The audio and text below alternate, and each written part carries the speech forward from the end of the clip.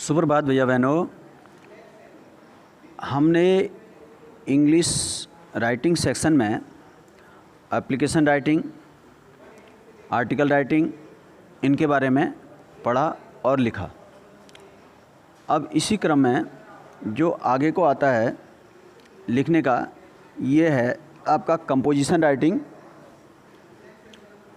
Composition writing में देखिए किस प्रकार से आया है। ये बहुत ही इम्पोर्टेंट होता है और ये बहुत इजी होता है। अगर आप इसको थोड़ा सा भी ध्यान से समझकर लिखेंगे तो ये इसको जो राइटिंग इसमें होती है उसको लिखना जो आपको दिया गया होता है बहुत ही इजी होता है। लेकिन वास्तविक जानकारी के अभाव में भैया बहन इसको गलत कर देते हैं, स्टूडेंट्स इसमें गलतियां करते हैं और जो है अच्छे खासे मार्क्स उनके जो है उनको गवा बैठते हैं। अगर थोड़ी सी भी जानकारी इसके बारे में रखें तो हम इसको बहुत बेहतर कर सकते हैं, क्योंकि बहुत ही इजी होता है और अच्छे मार्क्स वो गेन कर सकता है इसमें। देखिए जैसा कि कंपोजिशन राइटिंग, इसका एक स्ट्रक्चर देखते हैं किस प्रकार से इसमें बनाया। देखिए on the basis of hints, question देखिए question number 1, on the basis of hints given below. अब क्या कह रहा है कि गिवन बिलो मतलब नीचे दिए गए, on the basis of hints, hints के आधार पर आपको हिंट दी गई। सबसे बड़ी बात यह है कि इसमें आपको अपना ज़्यादा माइंड खर्च करने की आवश्यकता नहीं है, आपको हिंट दी गई है। तो देखिए right the paragraph in about 80 words on a picnic. आपको कोई भी एक टॉपिक दिया जा सकता है जिस पर आपको एक पैराग्राफ राइट करना है, लेकिन सबसे बड़ी बात यह है कि इसमें आपको हिंट्स दी गई हैं। 8 मार्क्स आपको मिलते हैं इसमें लिखने पर और 80 वर्ड्स का आपको लिखना है, 80 शब्दों का। लेकिन आपको सेंटेंस फॉर्मेशन आनी चाहिए, बनाना आना चाहिए, लिखना आना चाहिए। तो इस प्रकार से अगर आप बना लेते हैं तो आप अच्छे खासे, मतलब 8 में से अगर आपको 8 मार्क्स में से अगर 2 नंबर भी कटेंगे तो 6 मार्क्स आपको मिलते हैं। और आपको पूरा आंसर यहीं पर देखिए बॉक्स के अंदर पूरा आंसर आपको मिला है। अब इसमें बच्चे क्या करते हैं, वो जल्दीबाजी के कारण करते हैं या उनको पता नहीं होता, अधिकतर जो देखा गया है, और अपने नंबर गवा बैठते हैं इसी गलती, इसी मूर्खता के कारण एक प्रकार से कहेंगे, क्योंकि इतनी बार समझा दिया गया है। तो इसमें क्या होता है, देखिए हिंट्स दी गई है आपको। अब हिंट्स में बच्चे क्या सोचते हैं कि वो बचपन से एक आदत पड़ी हुई है, ख़राब आदत, उसको सुधारना बहुत ज़रूरी है। इनके बीच में भर देते हैं इन, ए, द, आर्टिकल भर देते हैं, डेफिनेट आर्टिकल, इनडेफिनेट आर्टिकल, कहीं एम भर देते हैं, कहीं इज भर देते हैं, कहीं आर भर देते हैं, जबकि ऐसा बिल्कुल भी नहीं है। आपको ये हेडिंग्स जो दी गई हैं, ये एक प्रकार से जो भी इसमें लाइन्स दी गई, इनको डेवलप करके लिखना है, यानी कि इनको विकसित करना है, इनको आगे बढ़ाना है। यानी कि एक हिंट्स पर आपको कम से कम 20, 25, 30 शब्द लिख देने हैं। तो इस प्रकार से आपके 80 वर्ड्स हो जाते हैं। अगर आपको 4 हिंट्स दी गई हैं, अगर आप 20 वर्ड्स भी एक में लिखते हैं तो आपके 80 वर्ड्स हो जाते हैं। 20 नहीं तो आप कुछ, अगर 6 हिंट्स दी गई तो आप कम से कम 15 वर्ड्स लिखिए, किसी में कम कर दीजिए। अबाउट समथिंग 80 होना चाहिए, प्लस माइनस 5 वर्ड्स हो सकता है, 10 वर्ड्स हो सकता है, 70 भी हो सकता है, 90 भी हो सकते हैं। इसमें कोई एक बिल्कुल लिमिटेड नहीं है, कोई नाप कर आपको नहीं लिखना है, वहाँ पर नाप तोल कर या गिन कर नहीं लिखना है, गिनती काउंट नहीं करना है उसको। तो आगे देखिए इसमें कैसे लिखा हुआ है, इसी को समझने वाली बात है इस पैराग्राफ के अंदर। देखिए अ प्लीजर ट्रिप आउटडोर्स। अब पिकनिक के बारे में लिखना है आपको। तो पिकनिक कैसे मनाते हैं, जब हम आउटडोर में जाते हैं कहीं घर से, तो वहाँ पर देखिए अ प्लीजर ट्रिप आउटडोर्स। प्लीजर माने प्रसन्नतापूर्वक, ट्रिप मीन्स होता है जर्नी, यात्रा करना, घूमने जाना कहीं पर, उसको ट्रिप कहते हैं, सैर सपाटा करने को, ठीक है। तो देखिए अ प्लीजर ट्रिप आउटडोर्स, घर से बाहर एक प्रसन्नतापूर्वक जो हमारी यात्रा है, ट्रिप है, घूमने के लिए जा रहे हैं, उसके बारे में लिखना है आपको। एक पहला आपको हिंट्स दे दी गई है, पहले आपको किसके बारे में लिखना है। उसके बाद में choice of the place.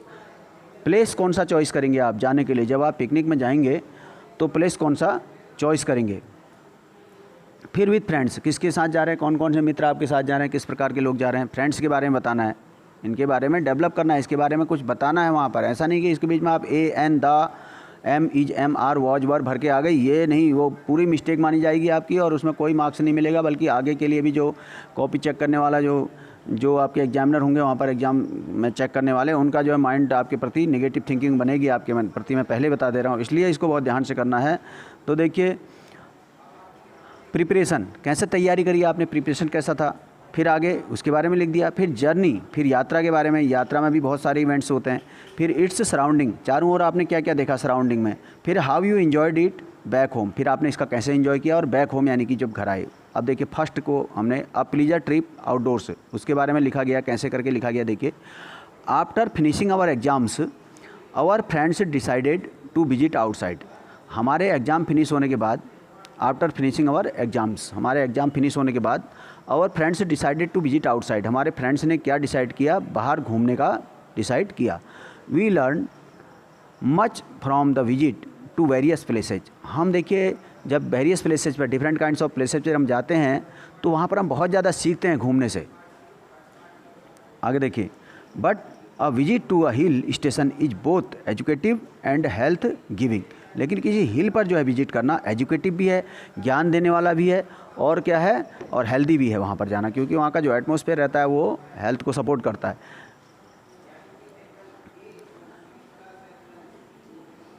We decided to go to Mussoorie for a week. हमने क्या डिसाइड किया, मसूरी जाने के लिए एक वीक के लिए। तो आगे देखेंगे, वी, अब ये तो हो गया हमारा प्लीजर ट्रिप आउटडोर्स, ठीक है। प्रसन्नता वाली जो यात्रा है कहाँ के लिए की थी ये। अब है चॉइस ऑफ द प्लेसेज, ये भी इसमें आ गया, चॉइस ऑफ द प्लेसेज भी आ गया। देखिए कि कौन सा प्लेस चॉइस किया हमने, मसूरी को चॉइस किया है, तो सारी बातें इसमें आ गई हैं। फिर देखिए अब फ्रेंड्स के साथ में फिर आगे देखिए, we boarded the Doon express. Doon express train का नाम है। बोर्डेड मतलब होता है सवार होना, हम सवार हुए, बोर्ड मतलब सवार होना। We boarded the Doon express on 1 July from Meerut to Meerut. Meerut को इस प्रकार से लिखा जाता है, देख लीजिए, Meerut to Meerut and reached Dehradun at 3 PM। There we hired a taxi of Mussoorie. हम मेरठ से देहरादून के लिए गए 3 बजे, और from Meerut and reached Dehradun, और देहरादून पहुँचे at 3 PM। Then there we hired a taxi to Mussoorie. वहाँ से हमने क्या किया, मसूरी के लिए एक टैक्सी हायर की, यानी एक टैक्सी किराए पर ली, हायर्ड मतलब किराए पर ली। At about 4 o'clock we reached Mussoorie, और 4 बजे हम मसूरी पहुँच गए। We booked a hotel for a week. हमने एक सप्ताह के लिए क्या बुक कर लिया, एक होटल बुक किया। देखिए पास्ट टेंस में लिखा हुआ है, कभी कभी प्रेजेंट में भी लिखना होता है, और अधिकतर ये पास्ट टेंस में होता है, और कभी स्टोरी भी डेवलप करने के लिए आती है, और कभी जो है इस प्रकार की इवेंट्स जो हैं, हम कहीं घूमने जा रहे हैं या इस प्रकार का होता है। फिर आगे देखिए, weather the Mussoorie was very pleasant after taking rest of a while we changed our clothes and come out to enjoy the night. चूँकि जो है मसूरी बहुत ही ज़्यादा प्लीजेंट है, बहुत ही ज़्यादा सुहावना दृश्य है वहाँ का। आफ्टर टेकिंग रेस्ट मतलब रेस्ट लेने के बाद, फॉर ए वाइल मतलब थोड़ी देर के लिए। After taking rest for a while we reached our we changed our clothes and come out to enjoy the night. हम नाइट का एंजॉय करने के लिए बाहर आ गए। अगला पैरा देखेंगे, the whole side of the Mussoorie was very attractive. The whole side सभी जो दृश्य थे, जो सभी दृश्य थे बहुत ही ज़्यादा अट्रैक्टिव थे। Mostly buildings were 1 story high, ठीक है, वर 1 story हाई, जो अधिकतर बिल्डिंग थी 1 story हाई थी। The roads were neat and clean मतलब स्वच्छ और सुंदर, साफ़ सुथरी थी, साफ़ सुथरी, ठीक, neat and clean. We saw Gun Hill Kempty Fall, Lal Tibba. तो ये जगह उन्होंने देखी, इनका भी उल्लेख करा गया है। देखिए इनको मेंशन किया गया है, क्या क्या हमारे चारों ओर थे, देखिए इट्स सराउंडिंग। आप इसके हिसाब से आप लिखते चले जाएंगे, और ज़रूरी नहीं कि उसमें हर हेडिंग का उल्लेख हो। अब इसमें फ्रेंड्स के बारे में नहीं लिखा है जैसा कि आप देख रहे हैं, लेकिन अकॉर्डिंग टू आपको जो हिंट्स दी गई है उसके अनुसार होना चाहिए। आगे देखेंगे, लिखा है the whole side of Mussoorie was very attractive, mostly buildings were 1 story high, the roads were neat and clean, we saw Gun Hill, Kempty Fall, Lal Tibba. One day when we went out, ठीक है, एक दिन जब हम बाहर गए, व्हेन वी वर आउट जब हम बाहर थे, वेदर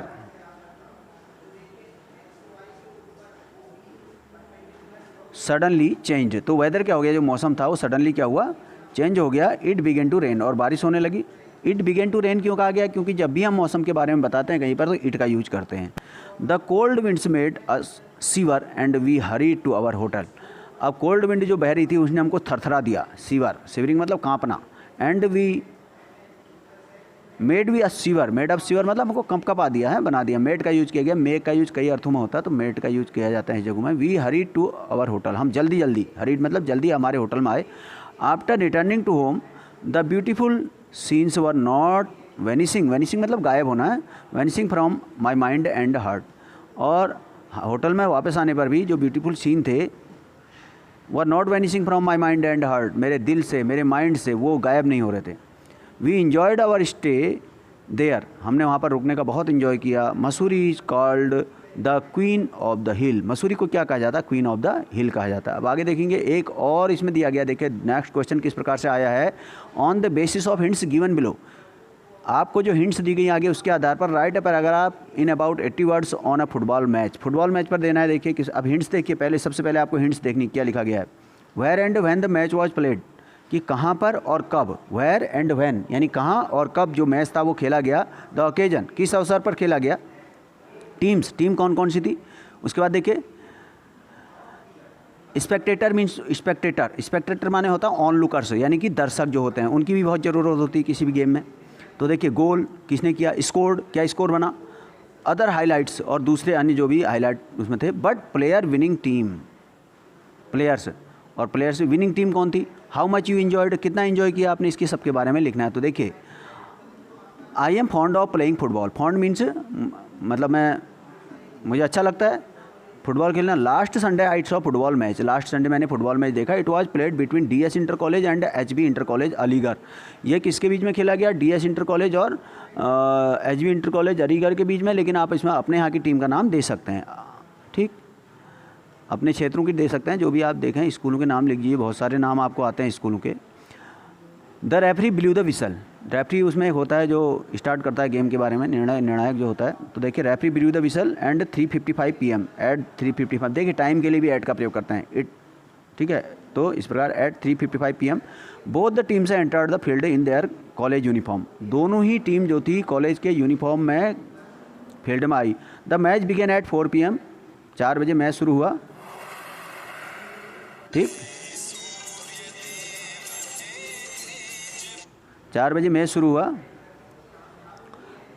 आगे देखेंगे the match began at 4 PM, the game was very interesting from the beginning, शुरू से ही गेम जो था बहुत ही इंटरेस्टिंग था। The forwards of the DS inter college carried, the forwards of the DS inter college carried the ball many times near the goal of the opposite team, ठीक, जो डीएस इंटर कॉलेज की जो team थी वो कई बार opposite team के आगे गोल के सामने बॉल को लाई, near the goal of the opposite team. HBIC backs did not let them pass, लेकिन जो HBIC जो दूसरी टीम थी उसने उनको पास नहीं दिया। Once the captain of the DS inter college kicked the ball hard and it was a clear goal, अब जब डीएस इंटर कॉलेज का जो कैप्टन था उसने बॉल को एक हार्डली एक किक मारी तो गोल हो गया। There was loud clapping by the onlookers, onlookers माने स्पेक्टेटर्स, अभी देखिए ऊपर मेरे ख्याल से स्पेक्टेटर लिखा था, इसका मतलब ऑन लुकर्स यानी जो दर्शक होते हैं, तो बहुत उन्हें तालियां बजाई, ठीक। Soon the referee blew the whistle to declare half time, अब उसने डिक्लेयर कर दिया, क्या घोषित कर दिया, हाफ टाइम घोषित कर दिया रेफरी ने, निर्णायक जो होता है उसका।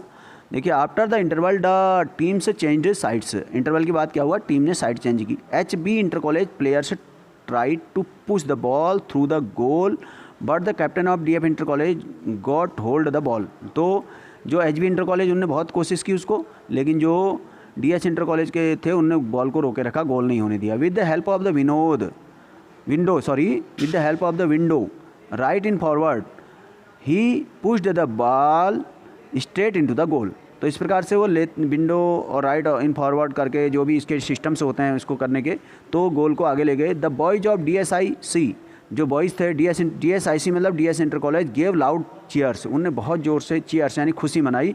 The players of the opposite team tried their best to score a goal, जो opposite team tried their best to score a goal but they couldn't do so मतलब ऐसा करना, उनने जो अपोजिट टीम के जो प्लेयर्स थे उनने बहुत प्रयास किया, बहुत कोशिश की गोल करने की, लेकिन वो ऐसा कर नहीं पाए।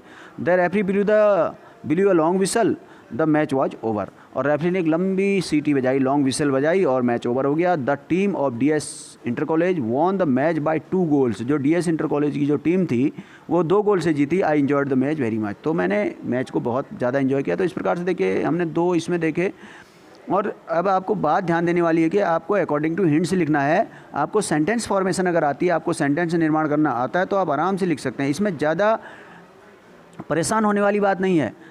आप अगर इसका प्रैक्टिस करेंगे तो आप बहुत अच्छा कर लेंगे, और 8 मार्क्स में से आप पूरे 8 मार्क्स भी गेन कर सकते हैं, 7 भी कर सकते हैं, 6 भी कर सकते हैं, मैं मिनिमम 5 तो आपको करने ही करने हैं। और something is better than nothing कहा जाता है कि कुछ नहीं से कुछ भला, कुछ भी नहीं तो आपको जो है 4 मार्क्स तो मिलने ही, कितनी भी अगर आप मिस्टेक करेंगे। इसलिए इसको समझें, क्योंकि ये देखिए इसमें कोई आर्टिकल बर्तनी भरनी नहीं है या बर्फ का फॉर्म भरना नहीं है, इसमें आपको डेवलप करना है। तो ध्यान देंगे, मैं सोचता हूँ कि इस वीडियो लेसन के माध्यम से आप इस बात को भली भांति समझ गए होंगे। घर पर इसको देखेंगे और फिर से लिखने का एक बार प्रैक्टिस करेंगे। Thank you very much.